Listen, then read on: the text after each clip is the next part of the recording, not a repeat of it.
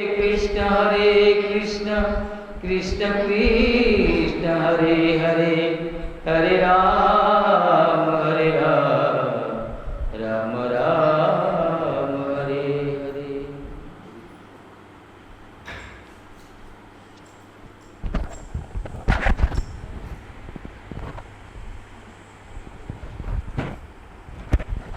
श्री राधे।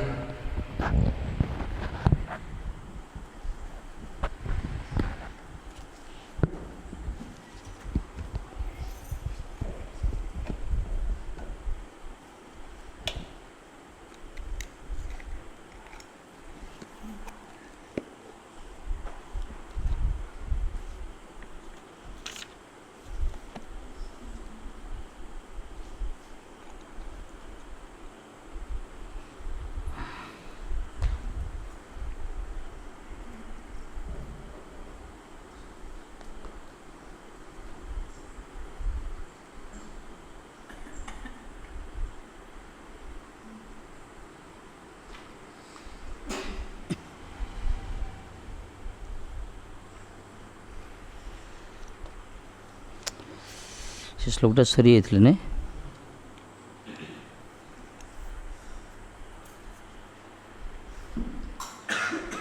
पढ़ो 38 नंबर श्लोक नंबर 38। अविद्यमानहंप्यबभाति द्वयो धातुर्धिया स्वप्नमनेरथै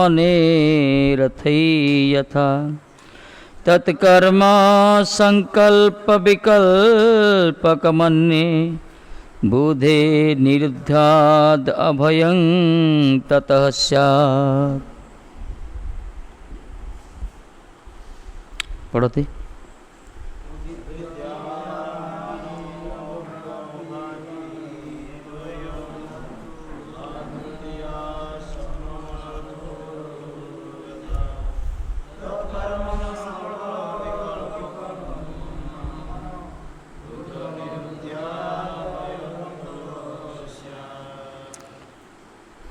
अविद्यमान अहं पभाति ही द्वयो। द्वय माने दैत्य प्रपंच, ये जो सृष्टि जो कहा जाइछि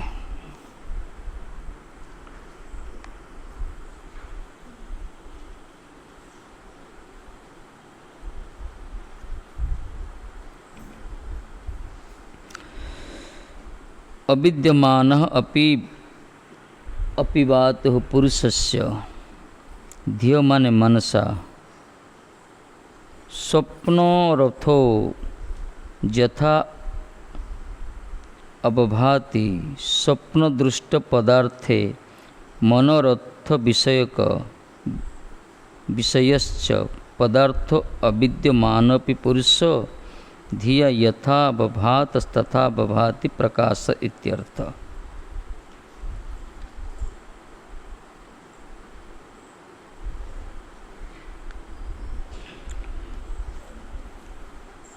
तस्मात् बुद्ध विवेकी कर्म संकल्प विकल्पश्च कर्माणि संकल्पयति विकल्पयति च यत्तत् मनः निरुद्धयात् असो विवेकेन नियच्छेत ततः अभयं स्यात्।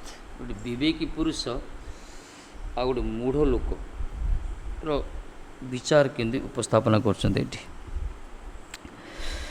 कहले द्वैत प्रपंच असत्य हईले हो, ये असत्य, ये असत्य हईले ध्यानशील पुरुषर मानसिक चिंतारू स्वप्नदृष्ट एवं मनोरथजात पदार्थ समस्तर न्याय यार प्रकाश होता है। इस जगतर नित्य नुहे, अनित्य, एथरे कौन सार ना ये एथि असत्य हेले मध्य कहा जाइछि जमी मनीष गोटे स्वप्न देखे,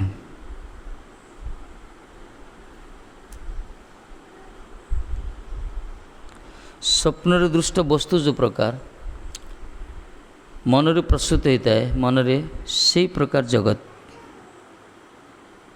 से विवेकी पुरुष माने कर्म सकलर संकल्प विकल्प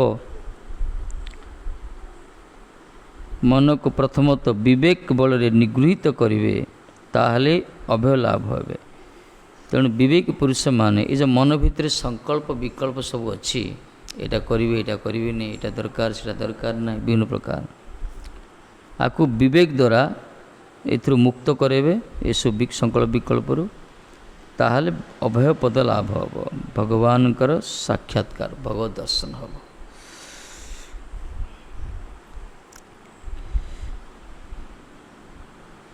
प्रपंच है दैत्य प्रपंच ये सब दिन राति भल मंद सुख दुख निंदा प्रशंसा और जन्म अच्छी मृत्यु अच्छी विनाश अच्छी सब कुछ द्वंद्व धर्म जगत रे चले।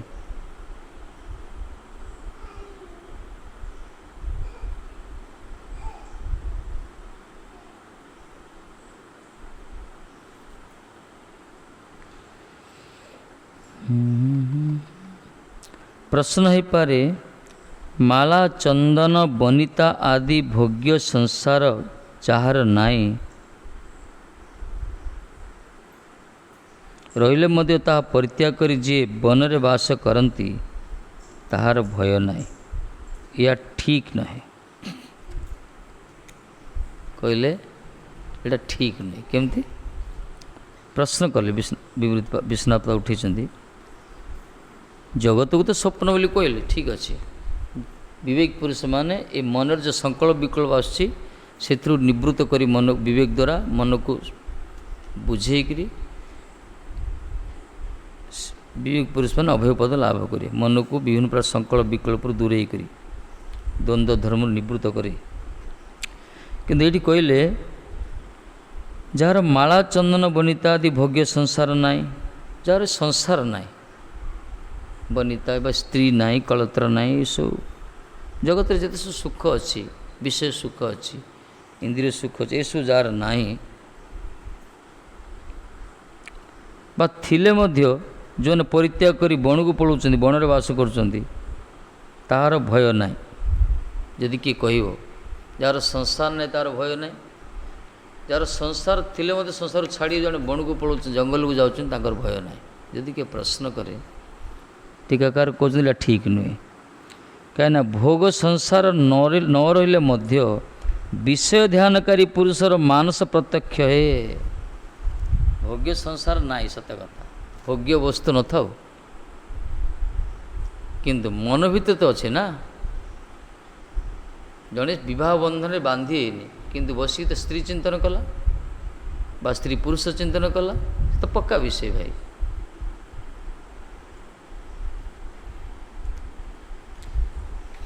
से कौन करे मनरे चिंतन करे भोग्य संसार न रहिले मध्य विषय ध्यानकारी पुरुषर विषय ध्यान जो विषय को चिंतन करती जगत जिते सब शब्द स्पर्श रूप रस गंध आखि रूप देखुची कान शुणुची जिह्वार आस्वादन करुच्ची स्पर्श इंद्रिय चर्म स्पर्श सुख अनुभव करुच्ची यही सब मैंने चिंतन कर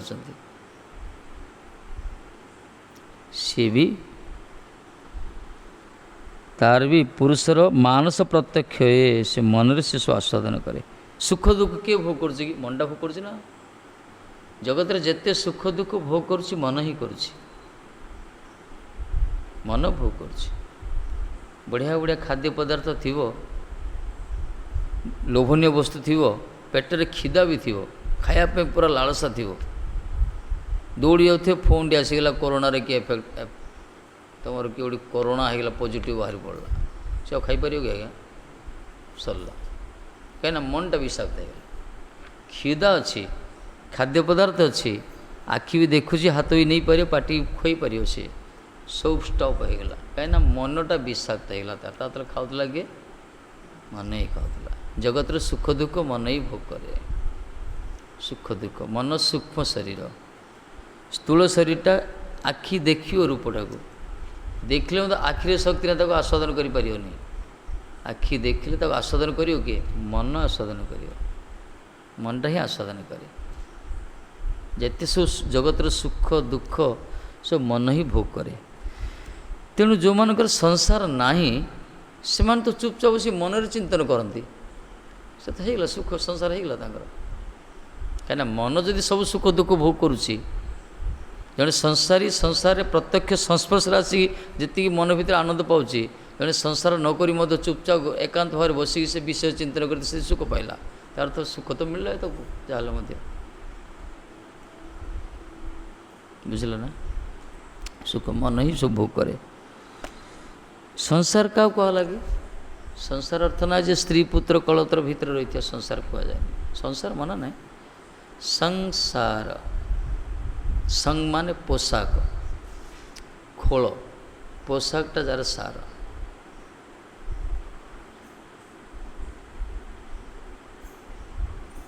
जमती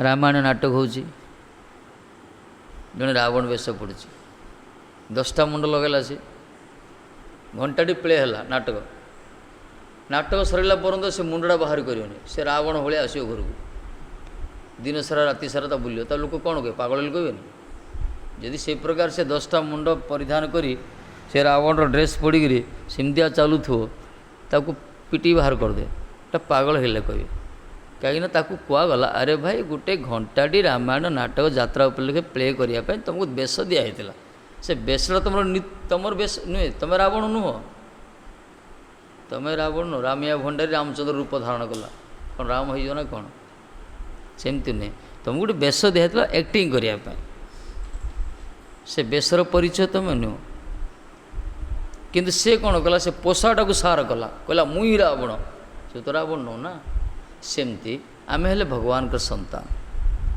भगवान का अमृतर अंश माने आम भितर थिबा अंशरा चलीगला मरी जाऊे किंतु शरीरटा कुआड़े जाऊनी ये शरीरटा गोटे खोल कहला पोशाक यहाँ शरीरटा हूँ गोटे पोशाक ये शरीर रूपी पोशाक जो सार करला संसारी संसार मान जे खाली विवाह बंधन पड़ो बा पुओ झी हम ये शरीरटा को जो मैंने सर्वस्व मन कर शरीर भितर गोटे आत्मा बोली गोटे अच्छी भगवान का अंश अच्छी सी जे नित्य से भगवान का शक्ति से तार ही खुशी करने जगत को आसे एक जो मैंने बुझुना जो मैंने खोलड़ा को ही परिचर्या कर जो शरीर की नष्ट हो कहला संसारी तार तो विषय चिंतन भी संसार रूपरेख संसार पोशाक को जो मैंने सार मन कर शरीरटा खोलटा ना ए मनीष जन्म मिलছে हमको मनीष बोली कहगला पुरुष जन्म आर जन्म मरीगला पर ये आत्माटा जीव आ गोटे खोल भितर प्रवेश करियो से कुकर खोल जो कुकर जन्म कुकर बोली कहवा स्त्री खोल होते स्त्री बोली कहवा ये गोटे खोल गोटे जेल को गले ड्रेस मिले ना जेल रे सब कैदी मान लिखाई 420 108 नंबर थी सब नंबर अनुसार सेमती आमको गोटे खोल मिलूँ संसार कारागार ये गोटे कारागार भाई आम सब बंदी कौन भूलटा आमर भगवान को भूली जाइए भगवान को भूलियारू संसार रूपी कारागार को आसचे ये आमको गोटे खोल मिलूँ क्या मनीष क्या स्त्री क्या ब्राह्मण क्या शूद्र क्या क्षत्रिय विभिन्न प्रकार बेश सब अच्छी क्या पुरुष कुकर शुकर सब बेश मिल सब ये सब बेश परिवर्तन हो कर्म अनुसार तेणु यही खोलटा को जो मैंने सार कर आरी भितर गोटे सार वस्तु अच्छी ताकू भूली जाती से संसारी कहगला से आ संसार करी भले तार पुओ झी संसार सब था करी जो मैंने कर्तव्यबोधर कर्म करुवे किंतु कार प्रति अनुराग नाई आसक्ति नाई मोह नाई एपरी निज शरीर प्रति भी नाई बरं शरीर भितर थिया तत्व जे भगवत अंश आत्मा जे ता प्रति सब चेष्टा करते भजन करते कीर्तन करते सब हरिनाम करते नीति नियम भितर रोथे से संसार कलंत संसारी कहनी बरं संसार छाड़ी आसिक साधुर वेश धारण कर एकांत भाव विषय चिंतन करूँ बरं ता ये आहरी बड़ मारात्मक ये बड़ विपद ये से कहले भोग संसार न रही विषय ध्यानकारी पुरुषर मानस प्रत्यक्ष है ତାର ସଂସାର ନଥାଉ କିନ୍ତୁ ବିଷୟକୁ ଧ୍ୟାନ କଲେ ତ ମିଳିଲା, ତାକୁ ସୁଖ ମିଳିଲା। ମନ କିଛି ନା କିଛି ଚାହିଁବ, ମନ କିଛି ନା କିଛି ଚିନ୍ତା କରିବ, ମନ ଚିନ୍ତା ନ କରି ପାରିବନି।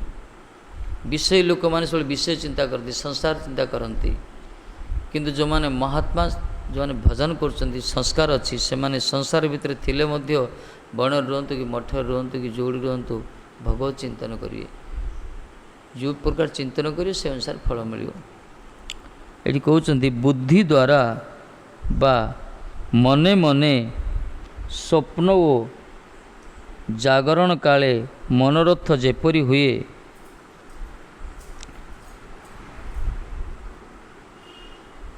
କିନ୍ତୁ ବୁଦ୍ଧି ଦ୍ୱାରା ବା ମନେ ମନେ ସ୍ୱପ୍ନ ଜାଗରଣ କାଳରେ ମନୋରଥ ଯେପରି ହୁଏ।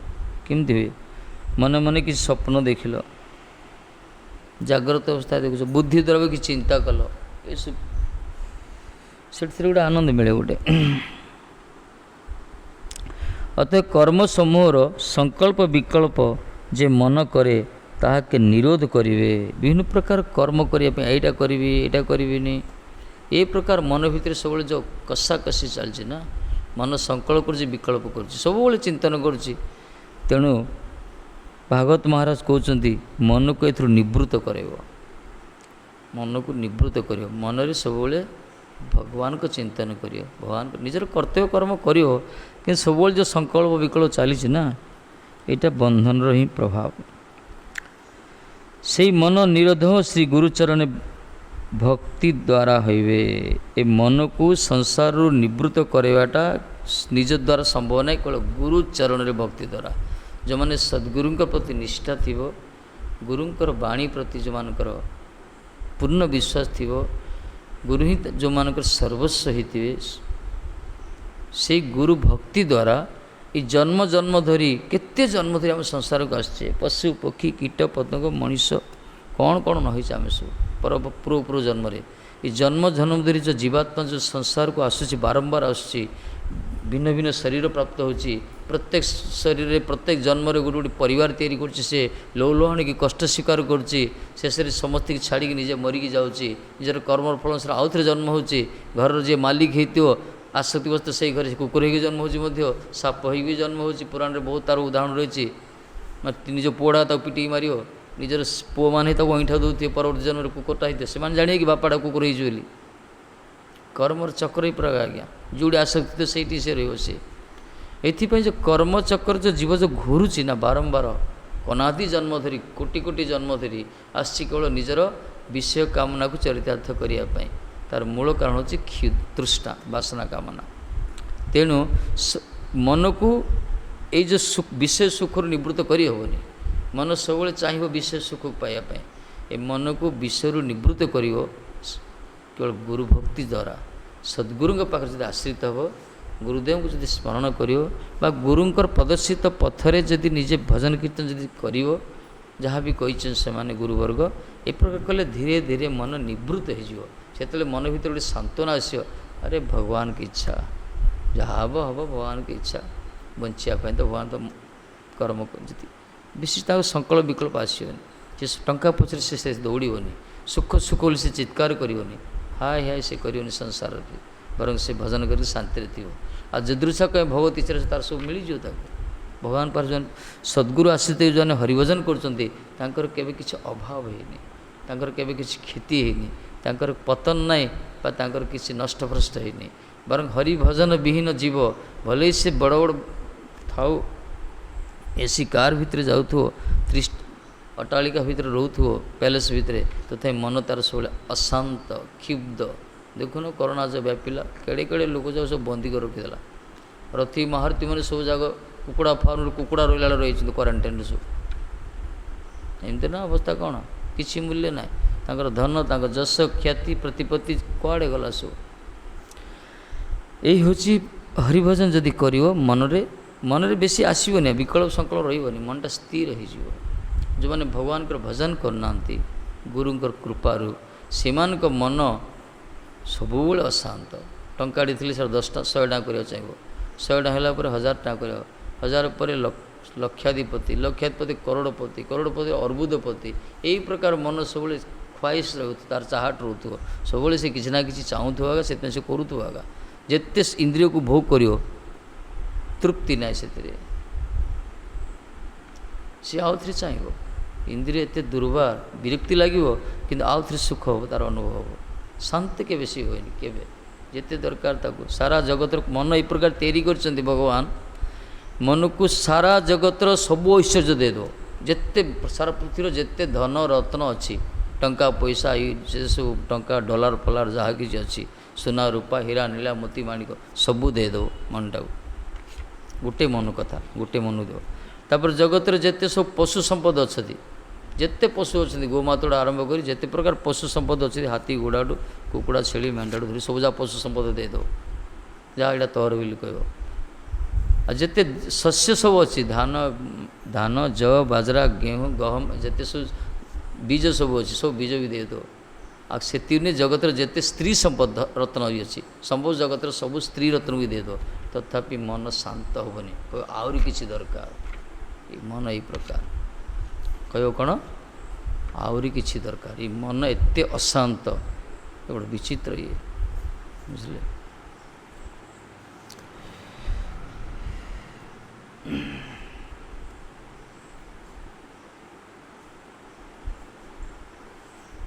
मन को जेते देले शांत नहीं मन केतले शांत हम किसी भौतिक वस्तु न मिलले मध्य यदि से भजन करियो भगवान कर चिंतन करियो हरिभजन करियो भगवान को सेवार नियुक्ति थो से मन स्थिर हो मन शांत हो भले तापर किसी न था शाग पखाड़ भी था जी से संतुष्ट हो भावे भगवान की इच्छा बास भगवत इच्छा जी मिली खुशी यही विचारटा मन ताकू विवेक ताकू यही प्रकार प्रेरणा देव भगवत इच्छा गुरु कृपारू ना तमाम दुनियार जेते सब लोग सब अशांति आज्ञा जो भजन कर आध्यात्मिक चिंतन मान कर ना केवे मन शांति नहीं आज पर्यटन कहार गोटे लोक आस तो मन शांति गला मरिया पूर्व कह मन मोर शांति गला कहीं शांति नहीं कहीं शांति नहीं और से चिंता कर तो पुओ पुओटा केमती कर पुओ नाती नाती अणनाती पणनाती माने पूरा तार आगू को 110-20 पीढ़ी पर्यंत से चिंता कर रखीदी संपत्ति रखीदी भोग करिए बोली मन यही प्रकार अशांत किंतु हरिभजन जब कर अरे जहाँ करे ठाकुर जी करिए बस से संसार तैयारी कर कृष्णर संसार कर ये भगवान का संसार जन्म दीचन सी पालन कर सी मृत्यु भी काल रूप आसन सी सब तो सी कर कहीं मझे झामला मुंटा पड़े संसार से बुझे मो कर्तव्य करो मुझे करी यही गोटे विचार आसो से हरिभजन छाड़बनी सब भजन ही कर सी समय को नष्ट कर सी किंतु जो मैंने यही गुरु कृपार वंचित जो मैंने तांकर प्रकार विचार आसेनी से मैंने सब निज बुद्धिटा ही प्रयोग करेंगे निजर चतुरता प्रयोग करेंगे सब निजर टैलेंट प्रयोग कर सब कर्म मुखर हे सब फसी संसार भितर जिते कले कौन मन संतुष्ट हो कि संतुष्ट ना देखो कुआड़े सब टंका जहाँ रखी आसीगला गोटे से बैन करला सरकार से टंका जहाँ भी कम किसी लगे कागज भाया होगला ना राताराति गोटे अर्डर करदे जीवन सारा लोकटा कष्ट पड़ पड़ रखीला शेष किए दुकान वाला भी नेलान बैंक भी नेलान यही हूँ संसार सुख पछरे दौड़े तार क्रिया यहाँ अविवेकी माने ऐसु करती विवेक जो माने ऐसु करते किंतु विवेक समस्त उद्रेक हेनी विवेक समस्त पाखे अच्छी से उद्रेक हेनी से गुरु कृपा काम लगे ना काम लगे सी विवेक थी मत सी ठीक तार प्रेरणा को बुझी हेनी अनुभव करी हेनी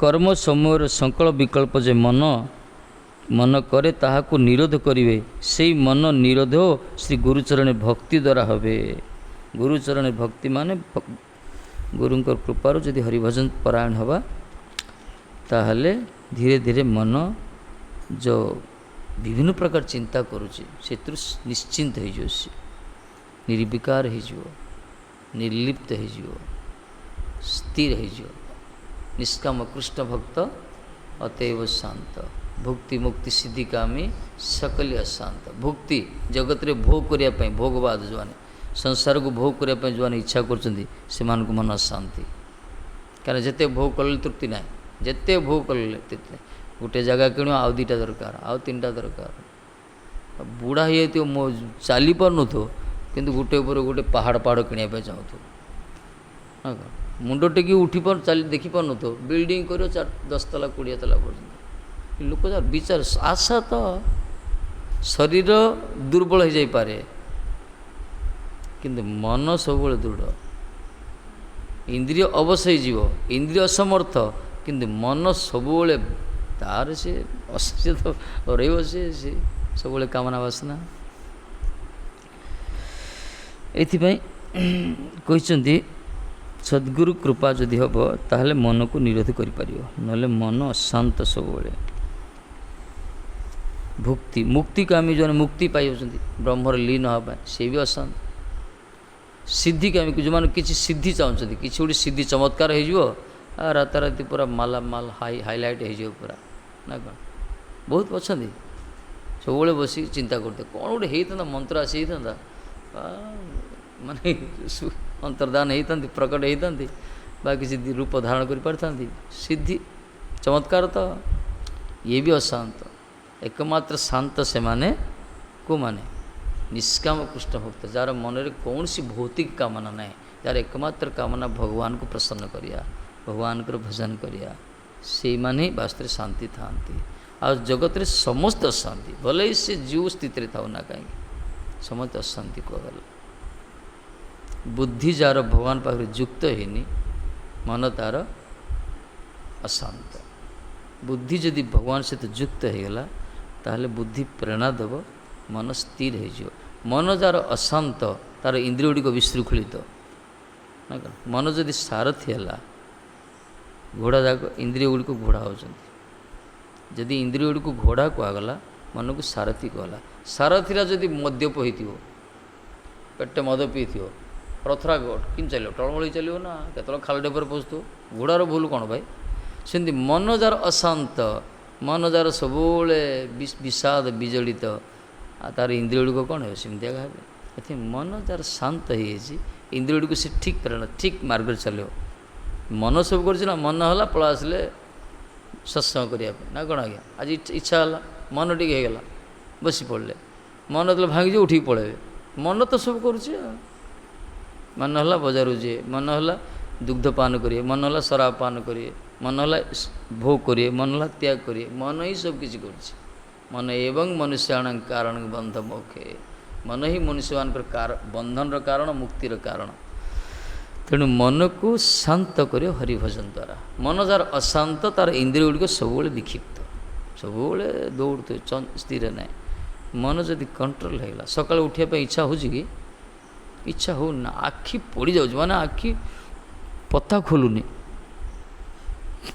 सका जो मंगल आरती हो आखि पूरा खुलुनी इंद्रिय इंद्रिय आखि चक्षु इंद्रिय चाहूनी किंतु मन भीतर आना ना मंगल आरती जाओ पड़ो ना गाड़ी खाइबा पड़ो ना जो चोर भाया लगे मन जो टे स्ट्रंग हो आखि उठुची कौन कर इंद्रिय गुड़िक मन द्वारा परिचालित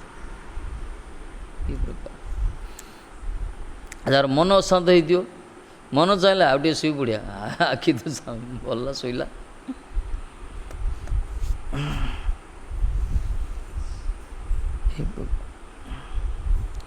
ये मन को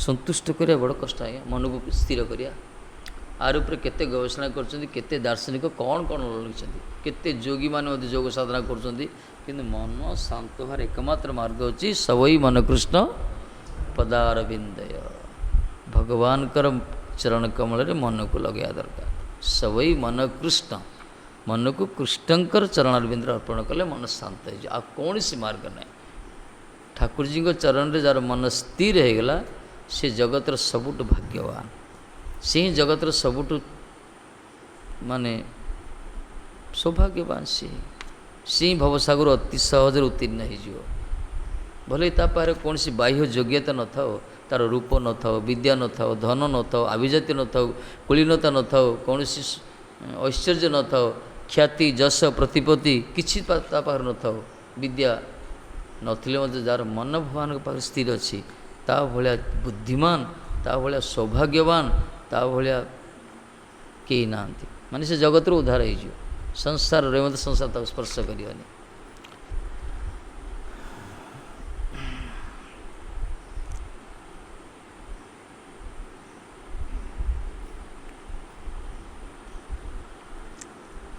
ସେଥିପାଇଁ ଅନ୍ୟ ପ୍ରକାର ହଇବେ ନା, ଅନ୍ୟ ପ୍ରକାର କେବେ ହେବନି।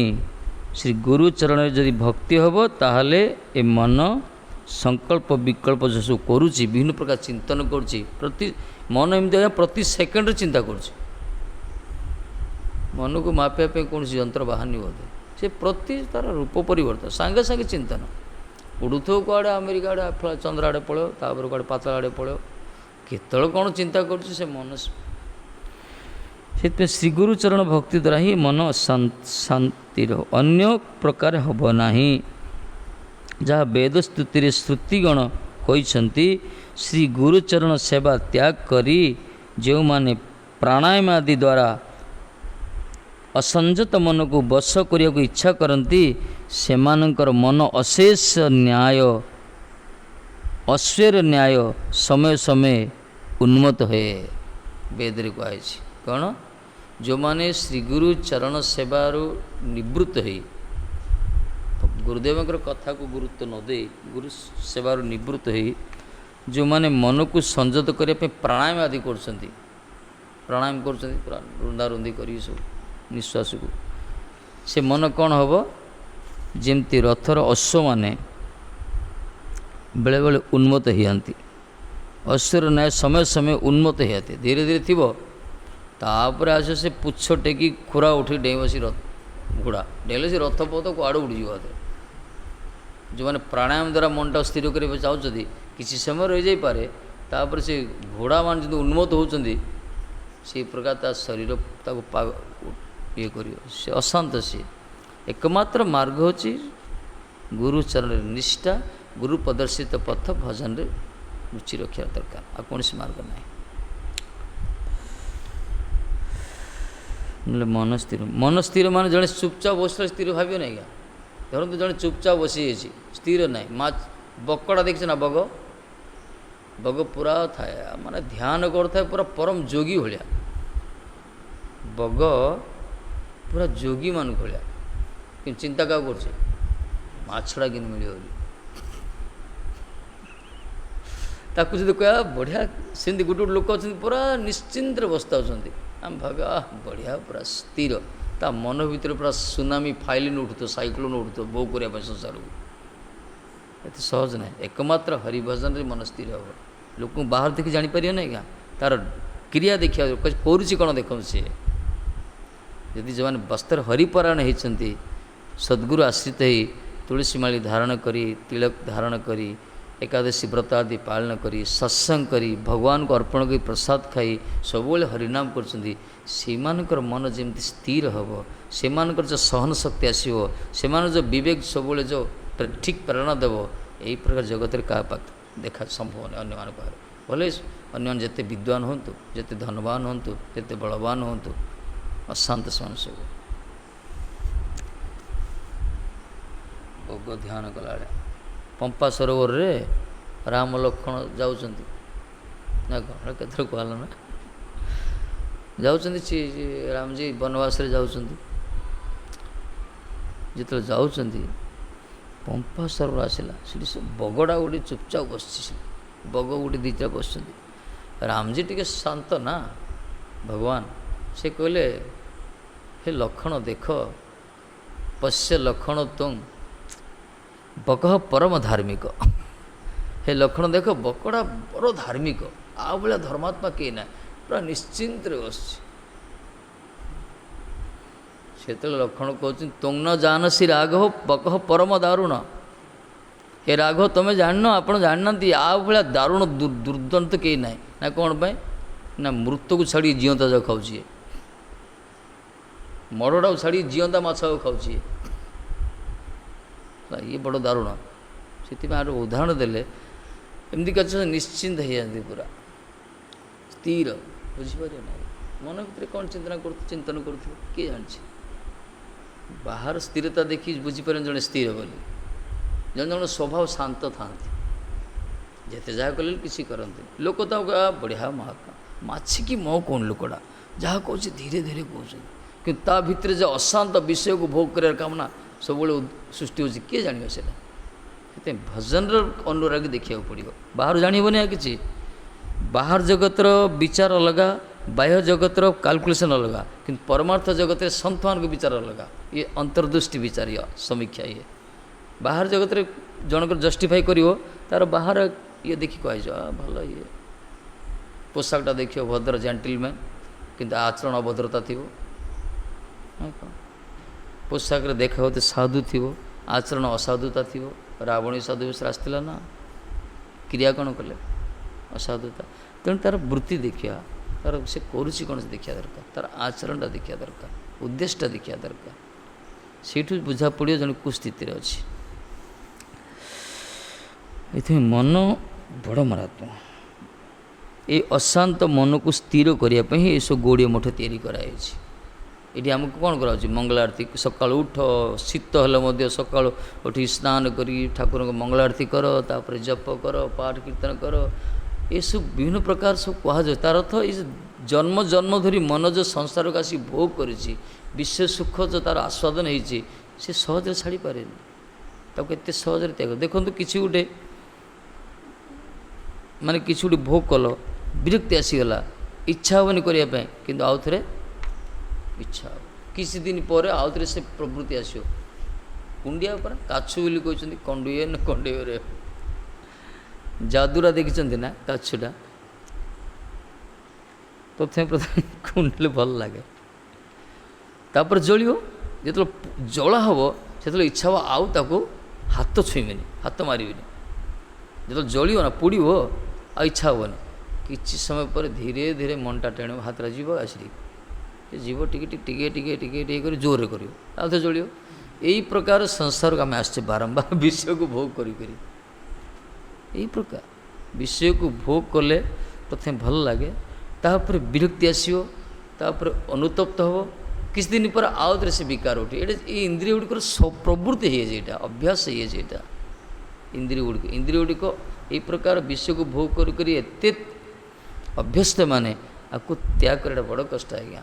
ସମ୍ଭବ କେତେବେଳେ? କେବଳ ଗୁରୁ କୃପା, ସଦ୍ଗୁରୁ କୃପାରେ ଯେଉଁମାନେ ଭଜନ କୀର୍ତ୍ତନ କରୁଛନ୍ତି ସେମାନେ ଏଥିରୁ ନିବୃତ୍ତ ହେଇଯିବେ। ନହେଲେ ପଶୁ କ'ଣ, ପକ୍ଷୀ କ'ଣ, ସମସ୍ତଙ୍କର ସେ ଗୋଟିଏ କ୍ରିୟା। ତ ସମସ୍ତଙ୍କର ଗୋଟିଏ କ୍ରିୟା। ମଣିଷ ବୁଦ୍ଧି ଦ୍ୱାରା ଯେତିକି କରୁଛି, ପଶୁମାନେ ବୁଦ୍ଧି ନଥିଲେ ତ ତାଠୁ ଅଧିକ କରୁଛନ୍ତି, ସୁଖ ଅଧିକ ପାଉଛନ୍ତି। ମଣିଷ ଯେଉଁ ସୁଖ ଆସ୍ୱାଦନ କରୁଛି, ପଶୁମାନେ ବିନା ପଇସାରେ ଆସ୍ୱାଦନ, ବିନା ଇଏରେ। ତାଙ୍କର ବି ସଂସାର ଅଛି, ତାଙ୍କ ଭିତରେ ବି ସ୍ନେହ ମମତା ରହିଛି, ତାଙ୍କ ଭିତରେ ମଧ୍ୟ ଗୋଷ୍ଠୀ ସଙ୍ଗ ସବୁ ରହିଛି। ତାଙ୍କ ଭିତରେ ମଧ୍ୟ ପଶୁ ସମାଜରେ ମଧ୍ୟ, ପକ୍ଷୀ ସମାଜରେ ମଧ୍ୟ ଦେଖିବେ ସେମାନେ ମଧ୍ୟ କର୍ମମୁଖର ହେଉଛନ୍ତି। ପିମ୍ପୁଟା ଦେଖୁନ, କୁଆଡ଼ୁ କୁଆଡ଼ୁ ସେ ଜାଣିଦିଏ ବର୍ଷା ଦିନ ଆଗକୁ ଆସୁଛି ବୋଲି, ସେ ତଣ୍ଡୁଳ ସଂଗ୍ରହ କରିଦେଉଛି। ସଂଗ୍ରହ କରିବା ମନୋବୃତ୍ତି ଗୋଟେ ପିମ୍ପୁଡ଼ର ବି ଅଛି ନା। ମହୁମାଛି ସଂଗ୍ରହ କରିବେ।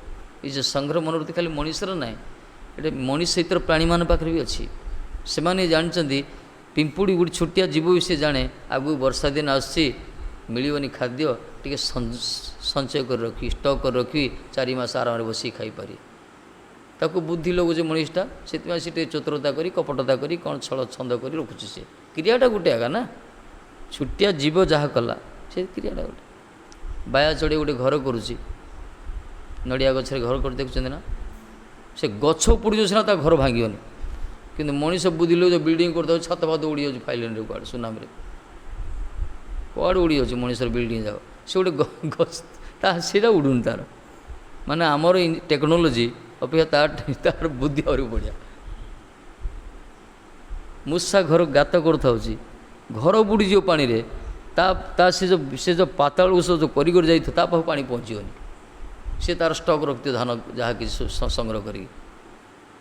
ସେମାନଙ୍କୁ ବି ବୁଦ୍ଧି ଅଛି ଆଜ୍ଞା। ମଣିଷ ସେଥିରେ ପ୍ରାଣୀମାନେ ମଧ୍ୟ ବିଲ୍ଡିଂ ତିଆରି କରୁଛନ୍ତି, ସେମାନେ ମଧ୍ୟ ଖାଦ୍ୟ ସଂଗ୍ରହ ରଖୁଛନ୍ତି, ସେମାନେ ମଧ୍ୟ ତାଙ୍କର କର୍ମମୁଖର ହେଉଛନ୍ତି। ମଣିଷ ସେମାନଙ୍କୁ ବି ଇନ୍ଦ୍ରିୟ ସୁଖ ଦରକାର। ମଣିଷ ଇନ୍ଦ୍ରିୟ ସୁଖ କ୍ରିୟାଟା ଗୋଟେ ଆଗା। ପ୍ରବୃତ୍ତିଟା ଗୋଟେ ହେଇଗଲା। ମଣିଷ ଜନ୍ମ ମିଳିଛି କ'ଣ ପାଇଁ? କ'ଣ ପାଇଁ? ହରି ଭଜନ କରିବା ପାଇଁ। ମଣିଷ ଜନ୍ମ ସଂସାରରେ ସମସ୍ତଙ୍କ ଅପେକ୍ଷା ମଣିଷକୁ ଦୁର୍ଲଭ କୁହାଗଲା। ମଣିଷ ଜନ୍ମର ଉଦ୍ଦେଶ୍ୟ ହେଉଛି ଭଗବାନଙ୍କର ଭଜନ କରିବା, ବିଶେଷ ସୁଖ ପାଇଁ ନାହିଁ। ବିଶେଷ ସୁଖ ତ ଅନ୍ୟ ପ୍ରାଣୀମାନଙ୍କ ପାଖରେ ଅଛି ଆଜ୍ଞା, ସେମାନେ ସୁଲଭରେ, ଆମେ କଷ୍ଟ ପଡ଼ୁଛେ। ବର୍ତ୍ତମାନ ଦେଖୁନ ବୁଦ୍ଧିଜୀବୀ ମଣିଷ ଯାକୁ ବନ୍ଦୀ କରି ରଖିଦେଲା ଘର ଭିତରେ, ପଶୁ ପକ୍ଷୀ ଯାହା ତାଙ୍କ ପାଇଁ କରୋନା ନାହିଁ, ଯାହା ପୁରା ଫ୍ରିରେ ବୁଲୁଛନ୍ତି ସବୁ ନା କ'ଣ? ଆମେ ପଶୁମାନଙ୍କୁ ତୁଣ୍ଡି ବାନ୍ଧୁଥିଲେ, ମାସ୍କ ପିନ୍ଧୁଥିଲେ, ଖାଇଦେବ ଧାନ ଫାନ ବୋଲି। ବର୍ତ୍ତମାନ ମଣିଷକୁ ମାସ୍କ ପିନ୍ଧାଗଲା, ପଶୁକୁ ଓପେନ୍ କରାଗଲା। ଏଇ ତ ସଂସାର, ଅଲ୍ଟରନେଟ୍ ପୁରା ପରିବର୍ତ୍ତନ ନା କ'ଣ? ସାରା ପୃଥିବୀର ସବୁ ଯାକ ତୁଣ୍ଡି ବାନ୍ଧିଦେଲେ, କହିବାକୁ ମନା, ଖାଇବାକୁ ମନା, ଦୁନିଆ ରେଷ୍ଟ୍ରିକ୍ସନ୍। ଅନର୍ଥ ସମୂହ ସ୍ୱପ୍ନ ସ୍କନ୍ଧରେ କୁହାଯାଇଛି, ଅନର୍ଥ ସମୂହ ଭକ୍ତ ବ୍ୟକ୍ତି ଶ୍ରୀ ଗୁରୁଦେବର ଭକ୍ତି ଦ୍ୱାରା ଯେପରି ସହଜରେ ଜୟ କରନ୍ତି। ଯେତେ ପ୍ରକାର ଅନର୍ଥ ଅଛି ନା, ଅନର୍ଥ କେତେ ପ୍ରକାର?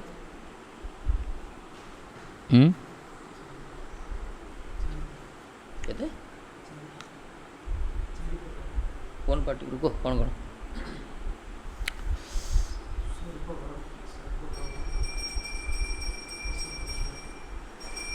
ସ୍ୱରୂପ ବ୍ରହ୍ମ, ଅସତୃଷ୍ଣା, ହୃଦୟ ଦୁର୍ବଳ, ଅପରାଧ, ବିଭିନ୍ନ ଅନର୍ଥ କୁହାଗଲା।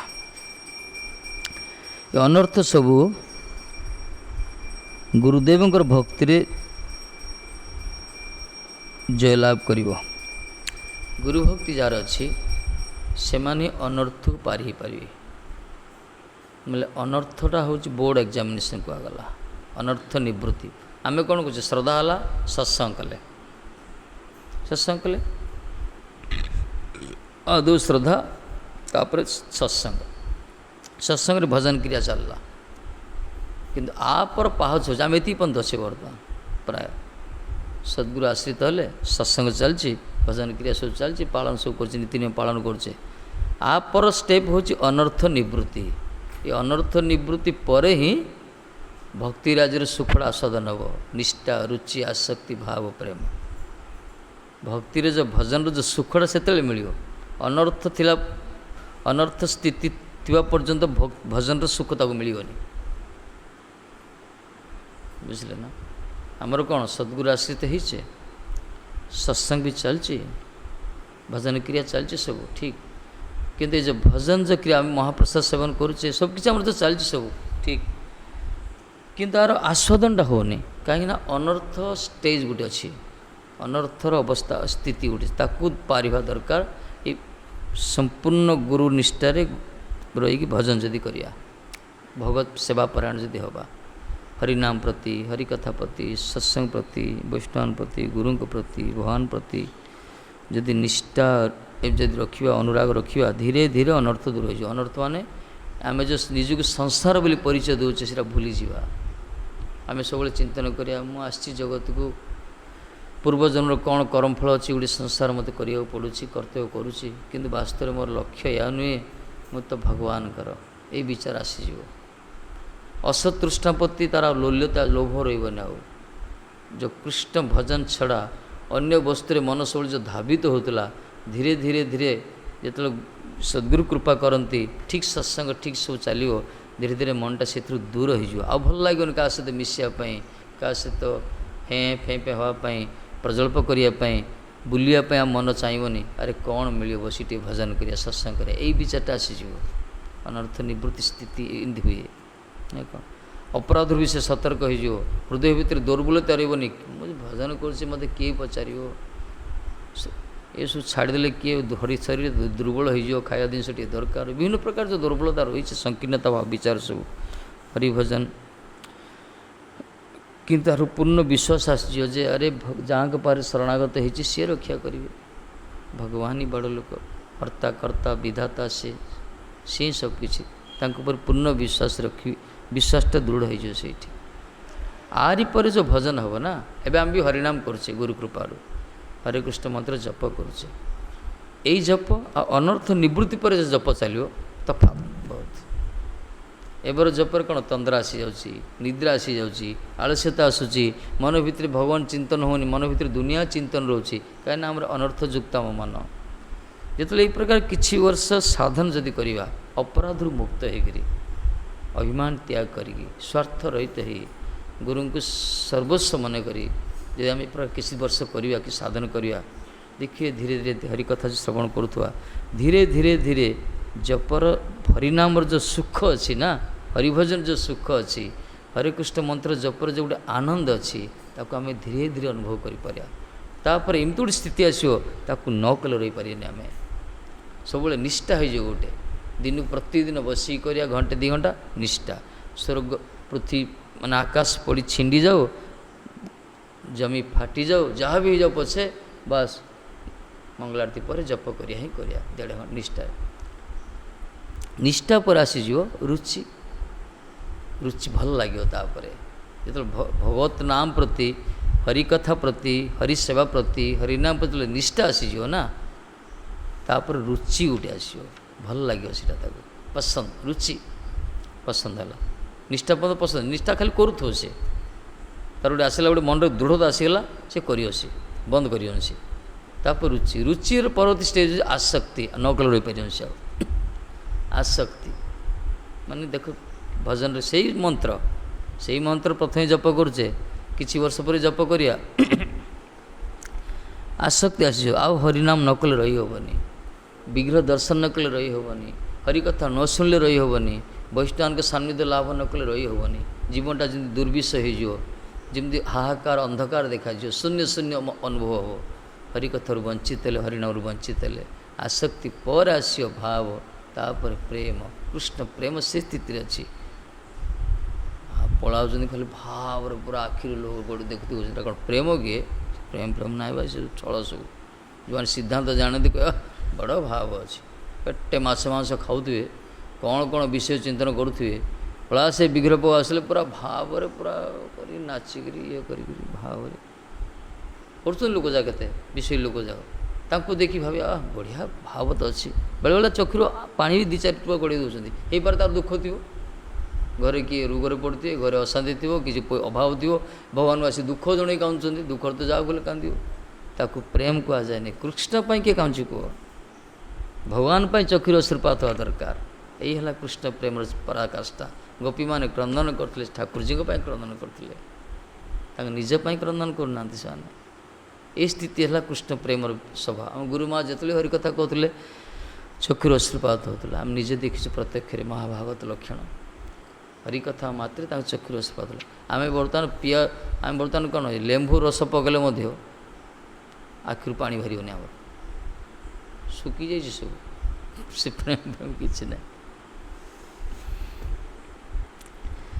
एथि गौड़ीय सिद्धांत अलग ये सिद्धांत जानिया दरकार ये सिद्धांत जो जानते ना ताको के ठकी पारे ना गौड़ीय सिद्धांत भितर जो चैतन्य महाप्रभु धारा जो अच्छा सद्गुरु प्रामाणिक सन्तकर आश्रित ही जगतर कौन सी लोक ठकी पारे कहीं विचार ठीक विचार आंकर निर्णय ठीक निर्णय एम पूरा बुद्धि विचारी कार्य करते माने प्रमाद न पड़े प्रमाद पड़न से यही हूँ वास्तविक कृपा ये कि जो मानकर संबंध ना गुरु सहित वैष्णव सहित से मानकर बुद्धि कौन दुष्कृति बुद्धि से असत पथ धावित हे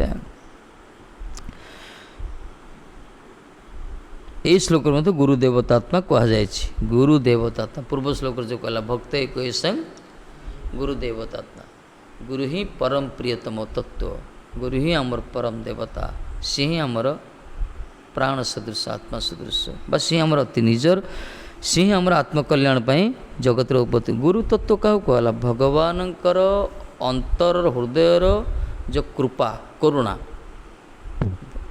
भगवान हृदयर करुणा शक्ति जितेबाला गोटे रूप धारण कर आसुच्छी जगत ताकू कहला संत बा गुरु गुरु वैष्णव गुरु तत्वटा ये प्रकार जमती जीव मानकर दुर्दशा देखी जीव मानकर दुर्दशा देखिकी संसार क्लिष्ट लोक मानकर जो बहिर्मुखता भाव से जो कष्ट पाँच यही सब कष्ट को देखी भगवान को हृदय तो विगलित हम हृदय करुणा शक्तिटा से से गोटे रूप धारण कर कहला गुरु महापुरुष सत जमी आकाश रे मेघ जो घनीभूत हो से कौन बादल हो वर्षा हो आसो जो कला बादल आसो देखिए बादल धीरे धीरे पूरा बादल पूरा ढांकी देव तापर कि समय पर वर्षा होमती भगवान करुणा शक्ति जिते संतान मान दुर्दशा देखिए जो से चिंतन करती से गोटे रूप धारण कर कहला गुरु बोली कहगला से ही गुरु पाखे आम आश्रित होते से संतान को आम सानिध्य लाभ करचे एत सुजोग पाई जदि आम आमर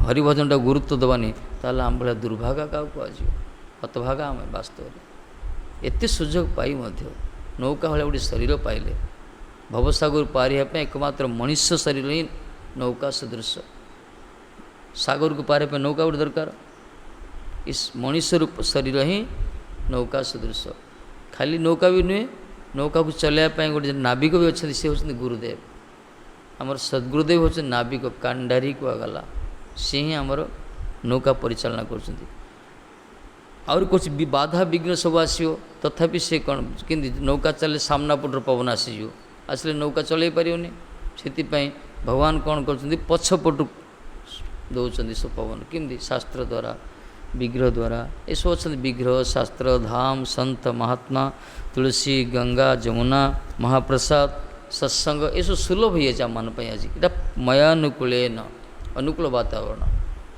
नौका रूप शरीर गोटे मिली आपको परिचालना करने भवसागर जड़े सद्गुरु अच्छा सी आमको परिचालना करुँच भगवान भी बड़ कृपावस्था पछपट सपोर्ट सहायक पछ पवन दौरान कौन विभिन्न प्रकार सत्संग मध्यम विभिन्न कथा मध्यम एत सब सुजोग पाई ऐसे सब पाई जो मैंने उत्तीर्ण हो पाना भवसागर उद्धार हो पाना से विष खाई मरीजा कथा कहला आत्महत्या से जब पुमान भवाब्दि न तरती स आत्मा शरीर गोटे मिलला माया सागर उद्धार माया संसार उद्धार भवसागर पारिया शरीर को परिचालना करने गोटे सद्गुरु भी मिलले भगवान को कृपा भी रही सबकि ये सब सुजोग पाई जो पारि ही पारना संसार उत्तीर्ण हो पारना से कौन कह आत्मघाती कह आत्मघाती से सुजोग पाई जो करना भजन टा गुरुत्व दौना समय मूल्यांकन ठीक कर पारना सब इंद्रिय सुख रमण जो रोच ये भगवान कृपा करी जगत को विग्रह रूप आसंती संत रूप आसंती गुरु रूप आसंती केवल आम मान को उद्धार करने किसी काम ना से विग्रह रूप आसले कौन काम प्रकट होती आमको कृपा करने आमको सेवार सुजोग देवाई आम जो देले से खाऊँ आम जो नदेले से भोकर रही ये प्रकार विचार किसी नुहे कृपा करी से आमको सुजोग देते सेवा करने प्रतिनिधि गुरुदेव मध्यम ये विचार आमर कौन सी योग्यता ना आम तो संसार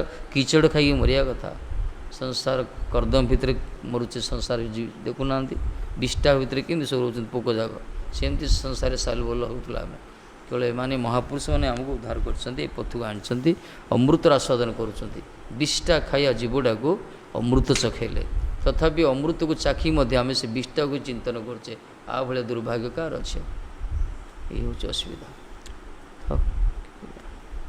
खाली करिया 9टार बंद कर भाई जल्दी कर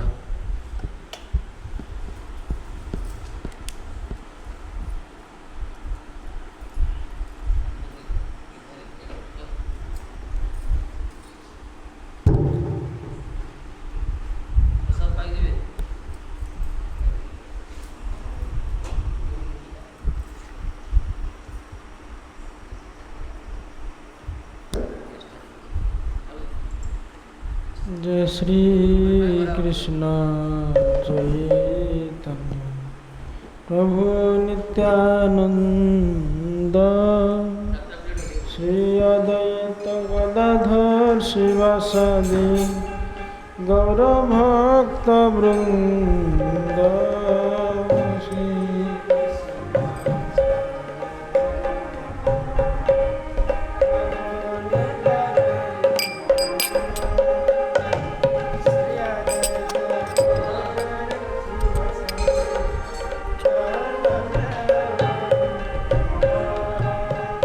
हरे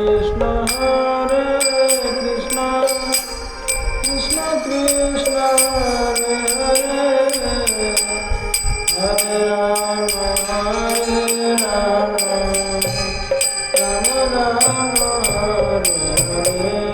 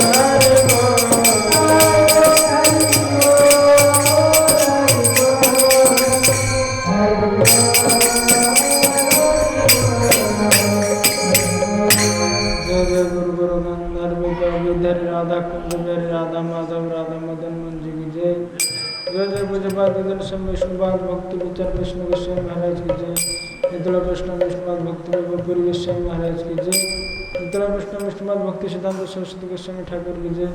शीतला विष्णु विष्णुपाद अद्भुत कुल चूड़ामणि गौर किशोर बाबाजी महाराज की जय। शीतला विष्णु विष्णुपाद सच्चिदानंद भक्ति विनोद ठाकुर की जय। शीतला विष्णु विष्णुपाद वैष्णव सार्वभौम जगन्नाथ दास बाबाजी महाराज की जय। आनंद कटी वैष्णव गोविंद की जय। पूजपाद भक्ति विलास पर्यटक महाराज की जय। भागवत पाठ की जय। गीता गोपी आनंद।